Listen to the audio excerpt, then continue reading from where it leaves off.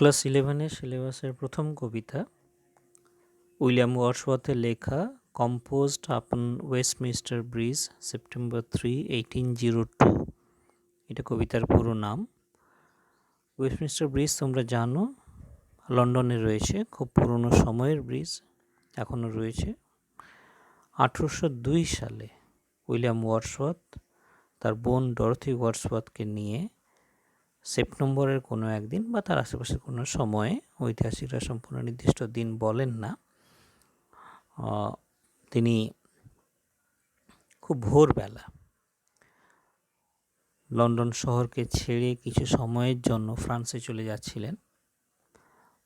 সেই ভোরের ঠান্ডা সেপ্টেম্বরের ঠান্ডা সকালে তিনি যেহেতু তার প্রিয় শহর লন্ডনকে ছেড়ে বেশ কিছু দিনের জন্য চলে যাচ্ছেন, তিনি ঘোড়ার গাড়ি থেকে নেমে ওয়েস্টমিনস্টার ব্রিজ থেকে লন্ডন শহরের দিকে তাকিয়েছিলেন। সেই সময়ে সম্পূর্ণ লন্ডন শহরটিকে ওয়েস্টমিনস্টার ব্রিজের ওপর থেকে দেখা যেত। এবং কবি যে শহরে জন্মেছিলেন, বড় হয়ে উঠেছিলেন, তার একটা আবেগ জড়িয়ে রয়েছে সেই শহরের প্রতি। সেই শহরকে যখন ভোরবেলা তিনি দেখেছিলেন শান্ত স্নিগ্ধ মধুর অবস্থায়, তার আবেগ মনের মধ্যে কিছু এসেছিল। সেই আবেগের প্রতিফলন এই কবিতা। দুর্দান্ত সৃষ্টি। কবিতার বিষয়বস্তু বুঝতে গেলে তোমরা পুরনো দিনের ফেলে আসা কবিতাগুলোকে ভুলে যেতে হবে, তার থেকে এখানে সমৃদ্ধতা অনেক বেশি। কবিতাতে যাওয়ার আগে একটু তোমাদের মনে রাখতে বলবো 1802 ভেবে দেখবে, এটা ঠিক সেই সময় যখন ইংল্যান্ড ঐতিহাসিক দিক থেকে সামাজিক দিক থেকে একটা পরিবর্তনের মধ্য দিয়ে যাচ্ছিল। শিল্প বিপ্লব সবই এসেছে।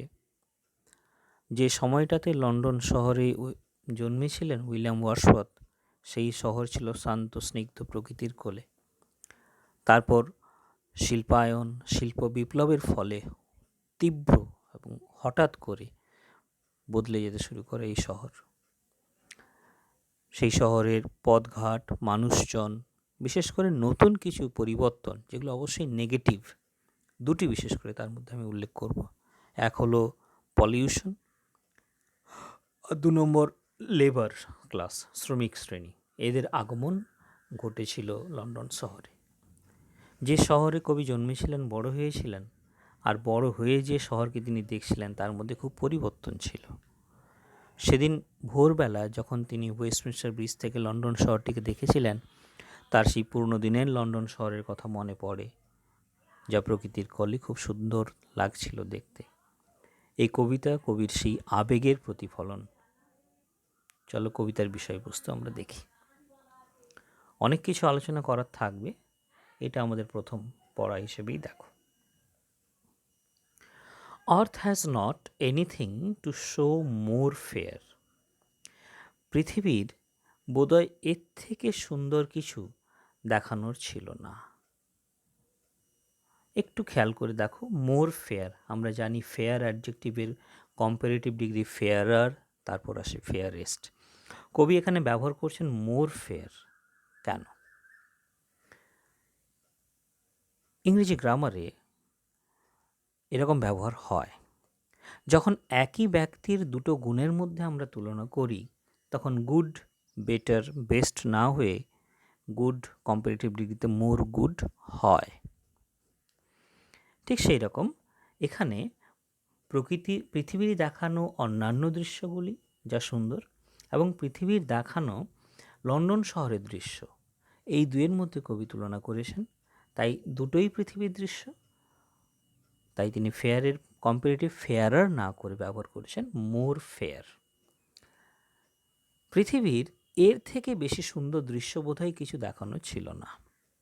আমরা এরকম তুলনা তখনই করি যখন আমাদের সামনে খুব সুন্দর কিছু আমরা পাই, এবং সঙ্গে সঙ্গে মনের মধ্যে তার তুলনা চলে আসে পুরনো দিনের সঙ্গে। Dull would he be of soul who could pass by. Dull এখানে অর্থে আমরা দেখব নির্বোধ বা অলস মানসিকতার মানুষজন, যিনি অসংবেদনশীল। অসংবেদনশীল মানসিকতার সেই ব্যক্তি হবেন মনের দিক থেকে soul, who would pass by, যিনি পেরিয়ে যাবেন ওয়েস্টমিনস্টার ব্রিজে সেদিন সকালে না দাঁড়িয়ে লন্ডন শহরটাকে না দেখে।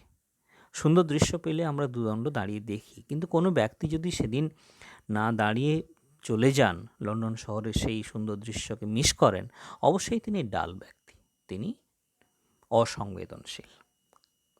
A sight so touching in its majesty. A sight একটি দৃশ্য, সো টাচিং যা মনে ছুঁয়ে যায় তার ম্যাজেস্টিতে, মহিমাতে। দ্য সিটি, সি বড় হাতে রয়েছে, লন্ডন শহরকে বোঝানো হয়েছে। দ্য সিটি নাও ডথ, ডিওটিএইচ কাব্যিক ব্যবহার, এর অর্থ does, D O E S. The city now doth like a garment wear, যেন শহরটা একটা গার্মেন্ট বা পোশাক পরে রয়েছে।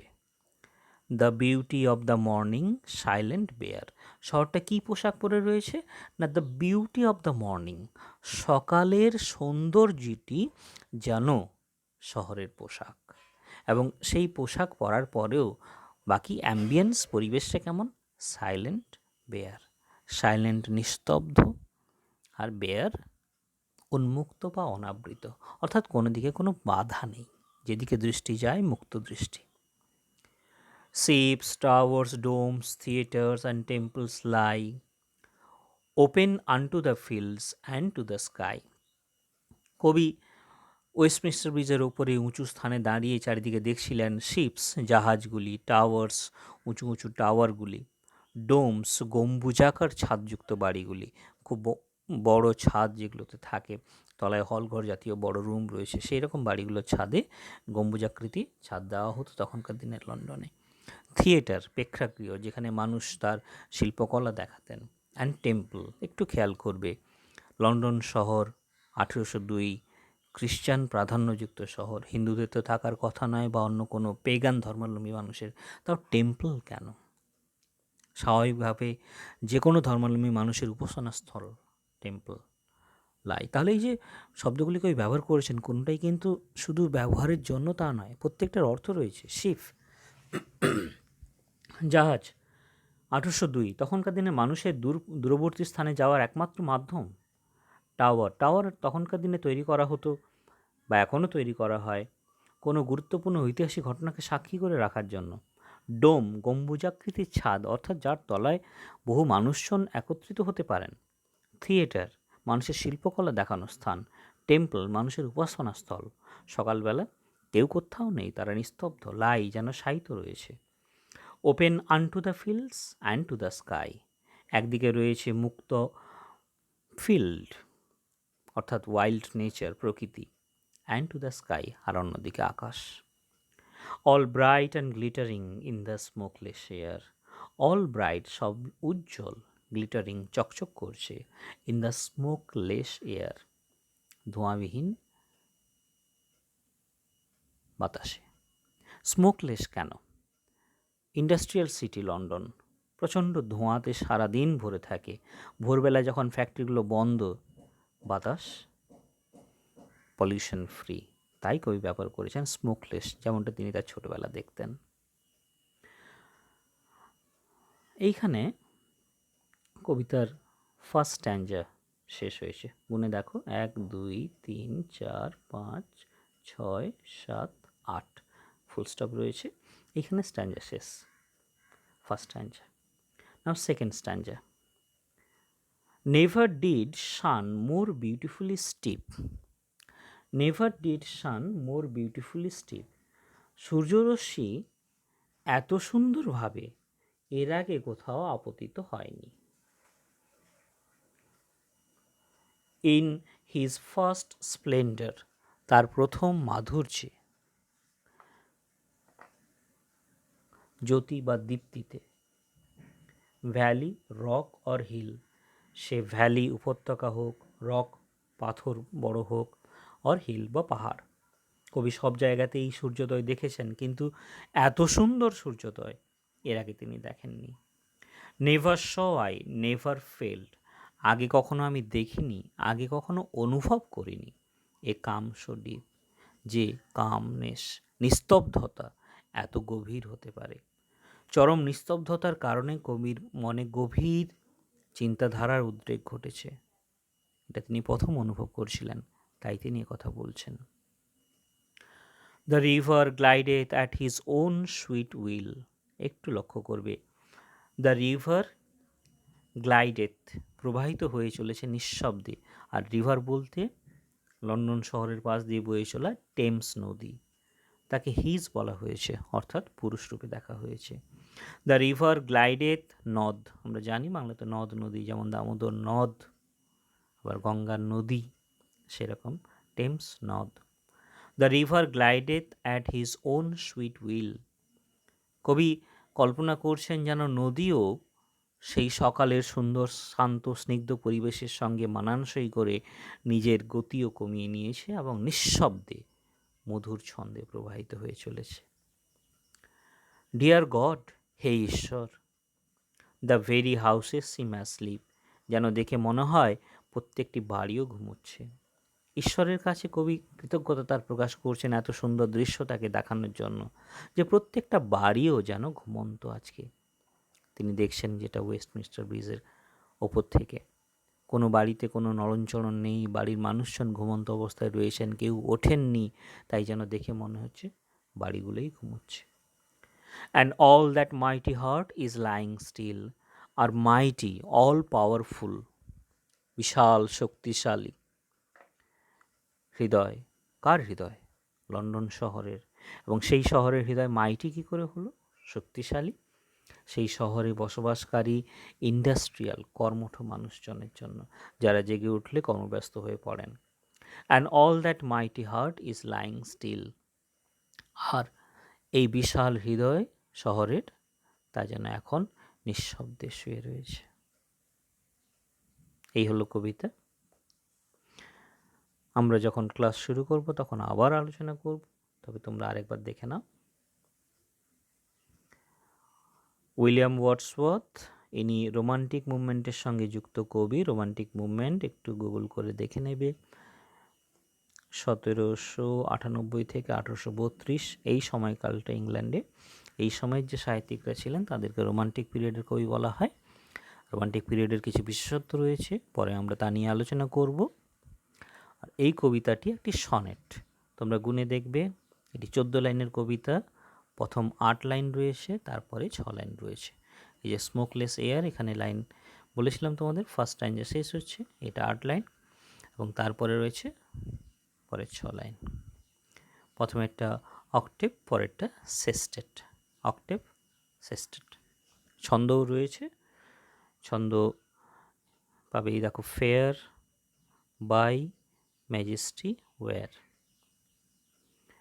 ফেয়ারে র সাউন্ড, বাইতে ই সাউন্ড, ম্যাজেস্টি ই সাউন্ড, ওয়্যার র সাউন্ড। তাহলে র সাউন্ডকে যদি এ ধরে নিই, তাহলে এ,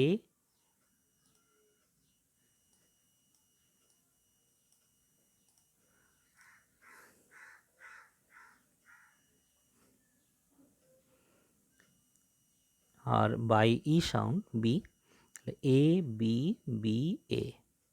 আবার খেয়াল করবে বেয়ার র সাউন্ড, তাহলে এ, লাই ই সাউন্ড বি, স্কাই ই সাউন্ড বি, এয়ার এ। দাঁড়ালো কি ছন্দ? A B B A, A B B A. এই গেল প্রথম 8 লাইন, কিন্তু পরের 6 লাইন আবার আলাদা ছন্দে আসবে। Steep, hill, deep, will, asleep, still. তাহলে স্টিপ প সাউন্ড, হিল ই সাউন্ড, ল সাউন্ড। দেখো পকে যদি আমরা সি ধরে নিই, তাহলে C D, C D, C D. প্রশ্ন করা হয়, তাই এটাও মনে রেখো। কবিতাটি আরেকবার দেখে নাও। Earth has not anything to show more fair. পৃথিবীর বোধহয় এর থেকে সুন্দর কোনো দৃশ্য দেখানো ছিল না। Dull would he be of soul who would pass by. নির্বোধ হবেন সেই ব্যক্তি, অসংবেদনশীল হবেন সেই ব্যক্তি, যিনি চলে যাবেন এই সুন্দর দৃশ্য না দেখে। A sight so touching in its majesty. একটি দৃশ্য যা খুবই স্পর্শী, মর্মস্পর্শী, ইন ইটস ম্যাজেস্টি, তার মহিমাতে। This city now doth like a garment wear. এই শহরটি যেন একটি পোশাক পরে রয়েছে। The beauty of the morning silent bare. শহর পোশাক পরে রয়েছে সকালের সৌন্দর্যকে, যা সাইলেন্ট, নিঃশব্দ, বেয়ার উন্মুক্ত। Ships, towers, domes, theatres and temples lie, এগুলো সব ম্যানমেড অবজেক্ট, শহরের manmade object. Ships, towers, domes, theatres and temples lie, জাহাজ, টাওয়ার, গম্বুজাকৃতি ছাদ, থিয়েটার, প্রেক্ষাগৃহ, টেম্পল, মন্দির শায়িত রয়েছে। Open unto the fields and to the sky, যা উন্মুক্ত একদিকে ওয়াইল্ড নেচার, প্রকৃতির প্রতি এবং আকাশের প্রতি। All bright and glittering in the smokeless air, যা উজ্জ্বল, ঝলমলে, ধোঁয়াবিহীন আকাশে, বাতাসে। Never did sun more beautiful steep, সূর্যালোক এত সুন্দরভাবে এর আগে কখনো আপতিত হতে আমি দেখিনি। In his first splendour, valley, rock or hill, তার প্রথম সৌন্দর্যে, উপত্যকা, পাথর বা পাহাড়ের ওপর। নেভার শোয়াই, কখনো আমি দেখিনি। নেভার ফেল, কখনো অনুভব এর আগে করিনি। এ কাম সো ডিপ, নিস্তব্ধতা এতটা গভীর হতে পারে। The river glideth at his own sweet will, নদীও প্রবাহিত হয়ে চলেছে তার মধুর ছন্দে। ডিয়ার গড, হে ঈশ্বর। The very houses seem asleep, প্রত্যেকটি গৃহ যেন ঘুমন্ত। And all that mighty heart is lying still, আর এই শহরের বিশাল হৃদয়, যা এখানকার কর্মঠ মানুষজনের সমষ্টি দিয়ে গঠিত, এখন ঘুমিয়ে রয়েছে। জেগে উঠবে, কর্মব্যস্ত হয়ে পড়বে। আশা করি তোমরা বুঝতে পারছো। প্রয়োজন হলে কয়েকবার রিপিটেডলি পড়ে নিও। এরপরে আমরা কোশ্চেন অ্যান্সারের দিকে দেখব।